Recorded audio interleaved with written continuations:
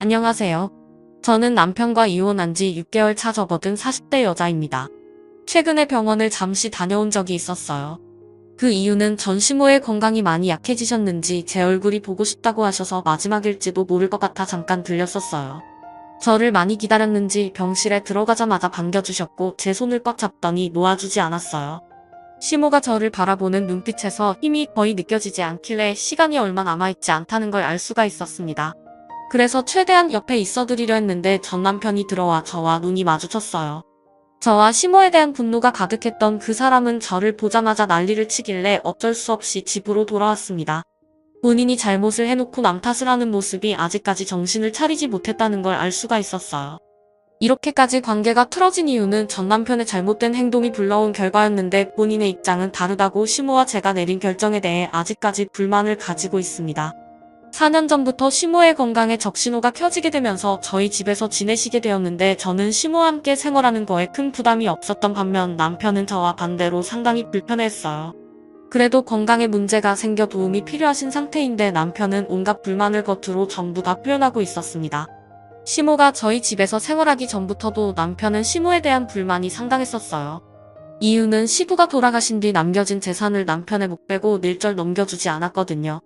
그런데 시모 입장에서도 다 그럴 만한 이유가 있었어요.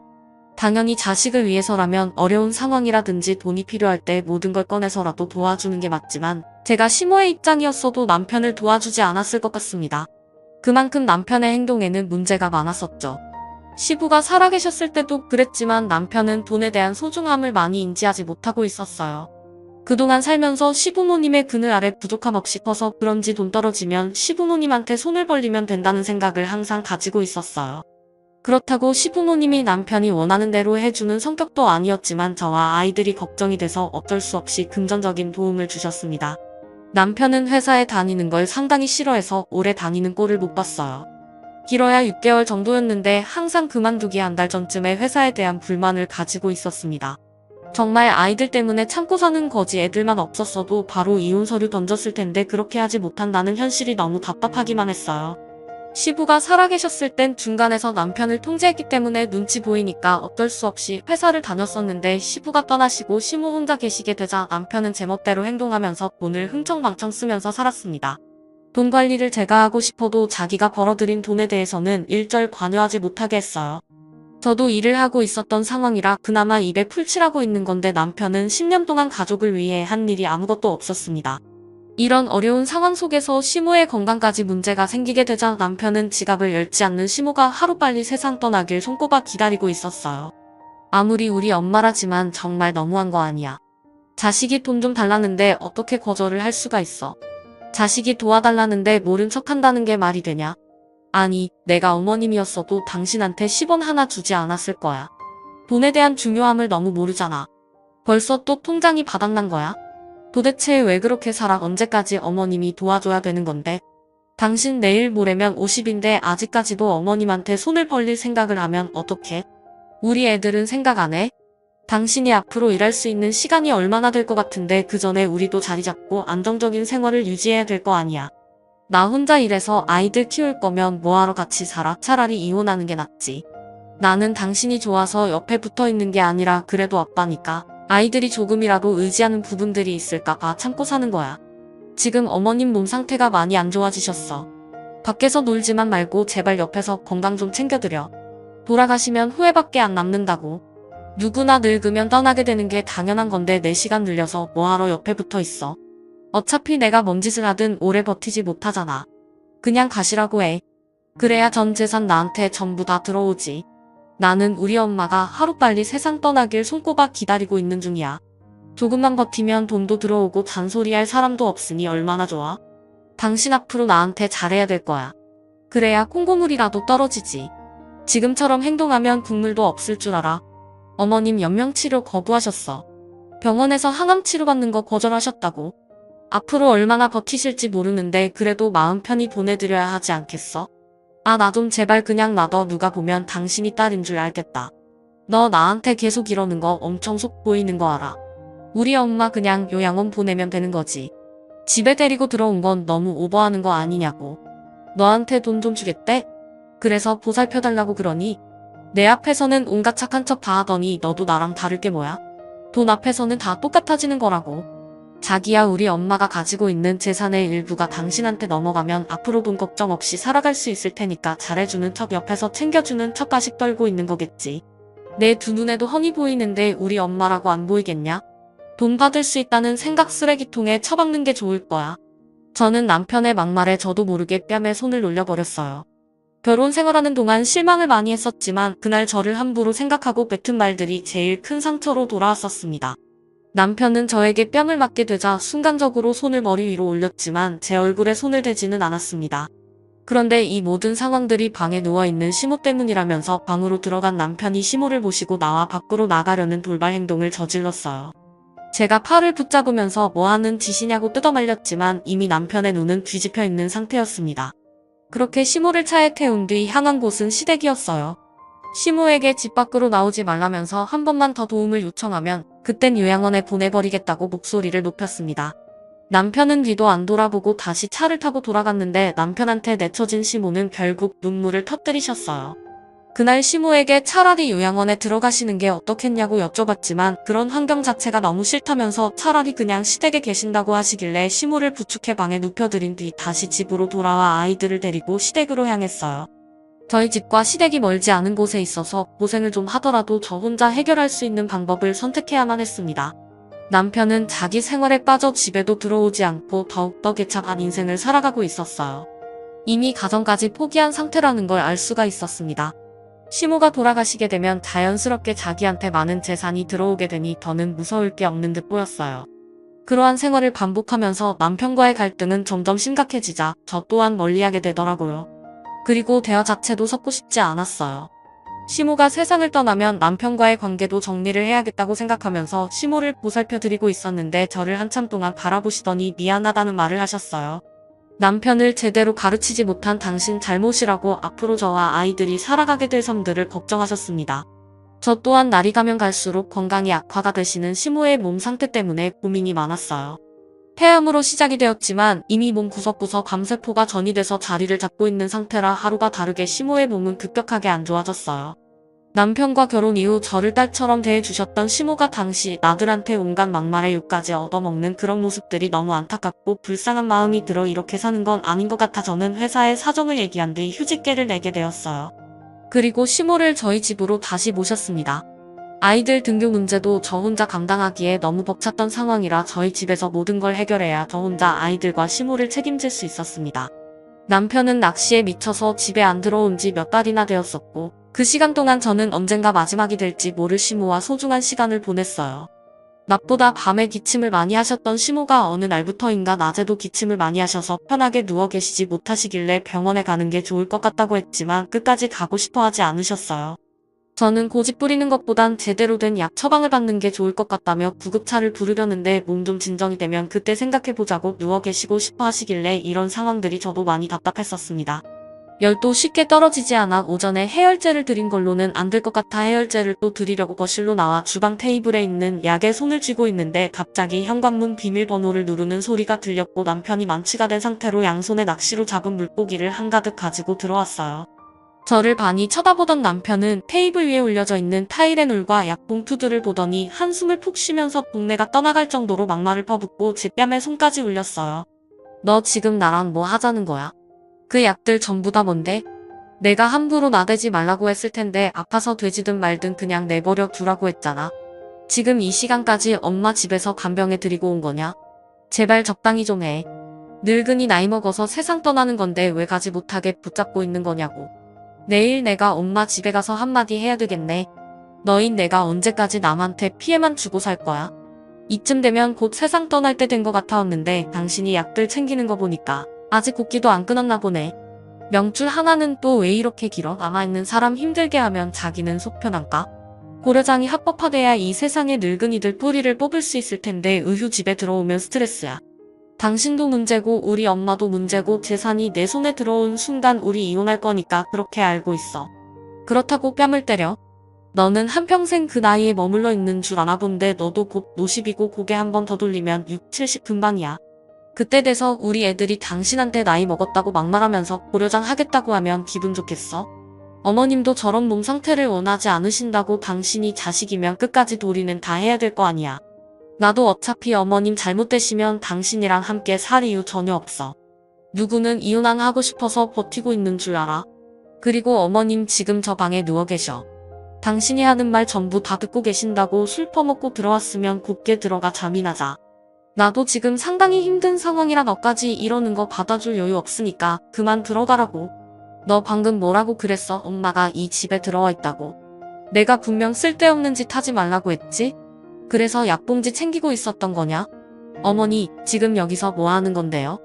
저는 돌아가는 거 보고 싶어서 작정했어요. 왜 이렇게 나를 힘들게 하는 건데요? 그냥 좀 내 눈앞에서 사라져버리라고요. 너 지금 엄마한테 말 다 했니? 내가 그동안 너를 어떻게 키웠는데 그런 막말을 할 수가 있어? 해달라는 거 다 해줬으면 조금이라도 감사해야 되는 거 아니야? 감사요? 자식한테 감사를 바라는 거 자체가 너무 웃기지 않아요? 누가 이 세상에 태어나고 싶다고 했어요? 엄마 때문에 제 인생이 불행한 건 안 보이나 봐요. 지금 수중에 돈이 없어서 힘들어 죽겠다는데 도와줄 생각 조금도 없잖아요. 제가 왜 이런 고통을 겪으면서 살아야 되는 건데요? 엄마만 떠나면 그 재산 전부 나한테 들어올 테고 그럼 남은 인생 걱정 없이 이 세상 살아갈 수 있을 텐데 제가 바라는 건 딱 그거 한 가지예요. 엄마의 그 질긴 명줄 빨리 끊기는 거 그때가 하루빨리 와야 엄마한테 감사한 마음이 들 것 같은데요. 시모는 막말을 퍼붓는 남편의 모습에 많은 실망을 했는지 몸을 천천히 일으켜 남편한테 다가가 시모가 가지고 있는 온 힘을 다해 뺨에 손을 올려버렸어요. 뺨을 맞게 된 남편은 시모에게 정신 나갔냐고 소리치더니 시모의 몸을 강하게 밀쳤습니다. 말릴 새도 없이 순식간에 일어난 상황이라 쿵 하는 소리와 함께 정신을 잃게 된 시모의 모습을 보게 된 저는 비명을 지르면서 떨리는 손으로 119에 도움을 요청했어요. 남편은 그 정도로 떠나지 않는다면서 방으로 들어가 침대에 누워 버리길래 저 또한 화가 머리끝까지 올라와 남편한테 정신 차리라며 찬물을 냅다 부어버렸어요. 그리고 경찰서에 신고해서 남편 좀 잡아가 달라고 도움을 요청하게 되었죠. 찬물을 뒤집어 쓴 남편은 아이들이 보고 있는 앞에서 집안의 물건들을 전부 다 때려 부수고 한바탕 난리를 쳤어요. 저는 아이들이 다치기라도 할까봐 밖으로 내보낸 뒤 깨어나지 못하는 시모 옆에서 남편이 집어던지는 물건들을 온몸으로 받아내었습니다. 이미 이성을 잃어버린 남편이 술까지 마셔서 눈에 뵈는 게 없는지 손에 잡히는 대로 물건을 집어던지다 보니까 던진 물건이 시모에게 떨어지게 될까봐 몸으로 막을 수밖에 없었어요. 그렇게 구급차와 경찰들이 집에 들어오면서 상황은 마무리가 되었고 남편은 경찰에게 붙잡혀서 서로 향하게 되었습니다. 저는 아이들을 차에 올려 태운 뒤 구급차를 뒤따라갔고 시모는 병원에서 응급치료를 받았어요. 이미 정상적인 몸이 아니었기 때문에 기력이 많이 떨어져서 쉽게 정신을 잃었던 거였습니다. 병원에서는 시모가 어떤 몸 상태인지 정밀 검사를 시작했어요. 예전보다 확실히 건강은 악화가 되어 있었습니다. 의사는 항암 치료로 좋아질 수 있는 상황은 아니라면서 집에서 생활하는 것보단 병원에서 생활하는 게 그래도 고통을 덜 수 있다는 말에 의사의 말을 따르게 되었고 한참 뒤에나 깨어난 시모는 좀 전에 있었던 남편의 충격적인 행동들로 인해 너무 큰 상처를 받은 듯 보였어요. 그날 시모는 저에게 잠깐 핸드폰 좀 빌려달라고 하시더니 누군가와 통화를 진행했습니다. 그렇게 간단한 통화를 끝낸 뒤 2시간 정도 지나자 누군가가 병실 문을 노크하면서 들어왔어요. 시모와 알고 있는 사이였는지 반갑게 인사를 주고받고 있었습니다. 저는 조심스럽게 시모에게 누군지 여쭤보자 앞으로 모든 일들을 처리해줄 시모 변호사 대리인이라면서 진지하게 대화를 이어나갔어요. 지금 이 시간부로 이분이 나를 대신해서 모든 일을 처리해줄 거니까 도움이 필요하면 고민하지 말고 얘기하면 된다. 내 생각엔 내가 우리 아들과 앞으로 함께 살아가는 게 많이 벅찰 것 같은데 진지하게 고민을 해봤으면 좋겠다. 아이들의 미래도 생각해야지. 자기가 벌린 일들 수습도 못하는 그런 놈이랑 그만 정리하는 게 좋지 않겠니? 지금도 저러는데 나까지 세상 떠나게 되면 얼마나 더 난리를 치겠어? 다른 건 생각하지 말고 너와 아이들만 신경 써라. 어머님 앞에서 이런 말 하는 게 저 또한 정말 쉽지 않지만 그 애랑 10년간 결혼 생활하면서 정신적으로 너무 많이 힘들었었어요. 그래서 이제 그만하고 싶어요. 집안의 가장이고 애들 아빠라서 힘들게 버티며 살아왔었는데 평생을 이렇게 살아야 된다고 생각하니까 앞이 너무 캄캄해요. 여기까지만 하는 게 저와 아이들을 지킬 수 있는 유일한 방법인 것 같아요. 변호사님이 이혼하는 걸 도와주실 수 있으신가요? 말 나온 김에 이제 그만 관계를 끊어내고 싶어요. 그래, 잘 생각했다. 이 나이 먹는 동안 그래도 자식 하나 보고 열심히 살아왔었는데 하는 짓을 보니 너희들이 정리가 되지 않는다면 분명 누군가 크게 다칠 것 같구나. 이미 상대에게 손을 올리고 물건을 집어 던졌다는 것 자체가 가정이 깨진 거나 다름없다. 뒷일은 걱정하지 말고 내가 시키는 대로 하는 게 좋을 것 같구나. 시모는 옆에 앉아있는 변호사에게 준비된 서류를 가지고 왔냐며 손을 내밀었어요. 변호사는 가방에서 서류 봉투 하나를 꺼내들어 안에 있는 서류를 시모에게 건네주었고 한번 훑어보시더니 나라에 바로 매각해 달라며 대화를 이어나갔습니다. 그리고 매각한 돈은 어려운 사람들을 위해 사용하고 싶다며 134억 등기를 변호사에게 다시 건네주었습니다. 그리고 저에게 건네준 서류는 이혼 서류였어요.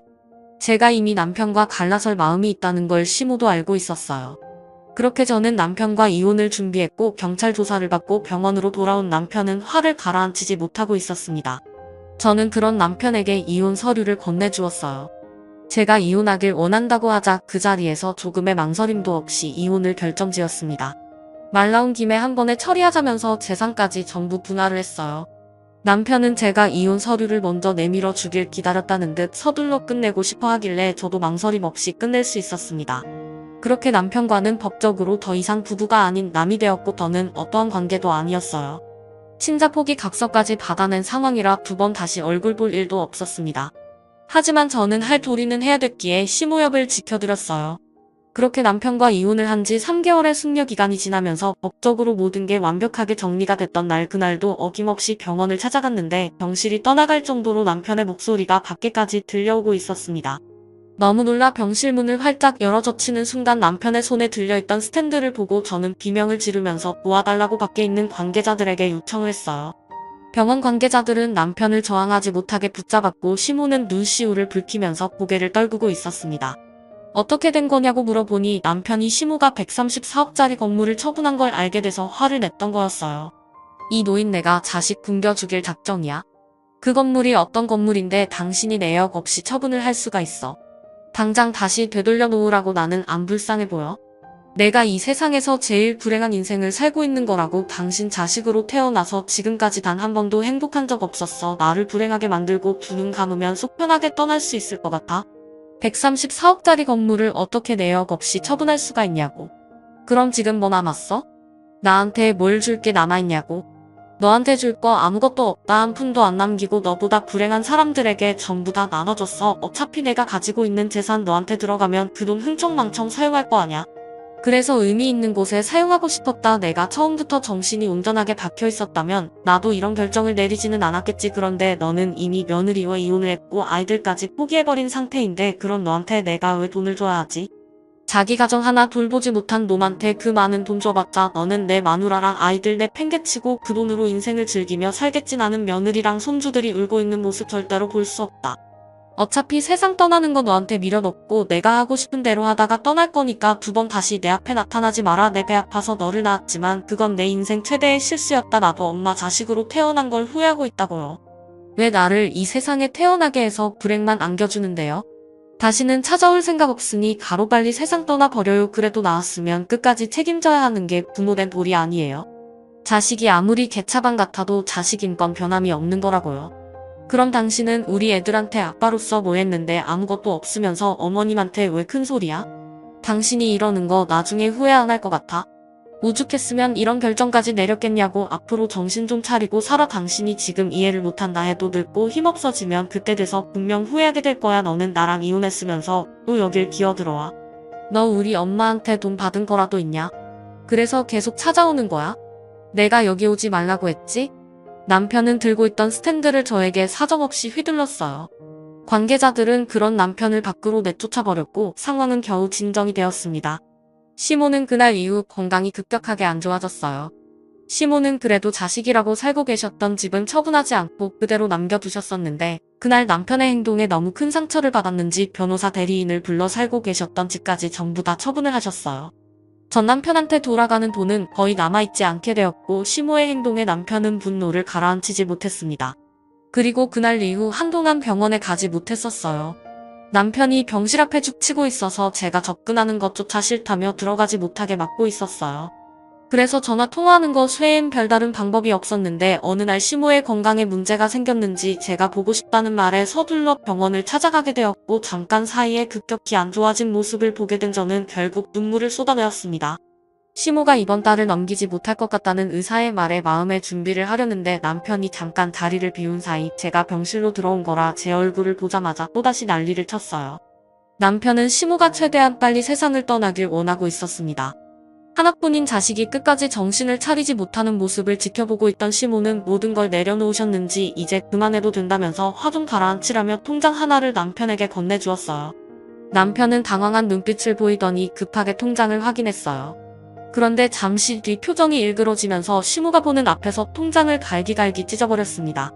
제가 뭐하는 짓이냐고 화를 내자 남편은 시모에게 꼴랑 돈 5억을 가지고 누구 코에 붙이냐면서 장례식 비용도 안 나오겠다며 재산 숨겨놓은 거 아니까 당장 전부 다 내놓으라고 막말을 퍼부었어요.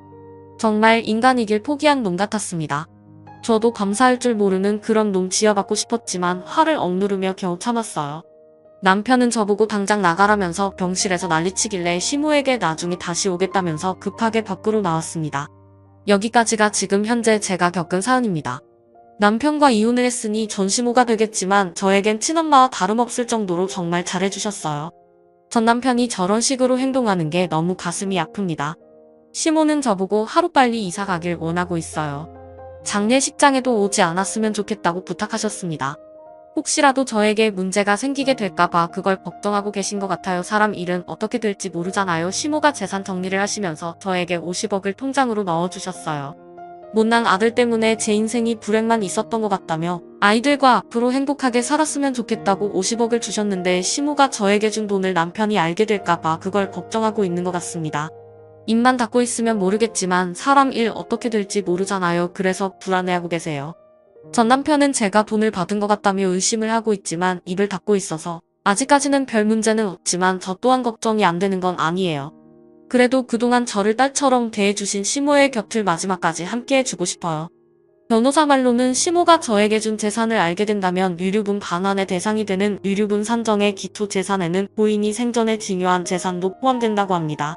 그 징요가 유류분 권리자에게 손해를 가할 것을 알고 행해지는 것이라는 점을 유류분 권리자가 입증하게 된다면 제가 불리해질 수 있다는 말이 되는 거죠.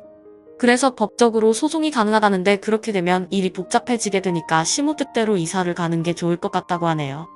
엮여서 좋을 게 없다는 거 저도 잘 알지만 발이 떨어지지가 않아요. 제가 지금 이 시점에 이사를 가는 게 맞는 건지 모르겠어요.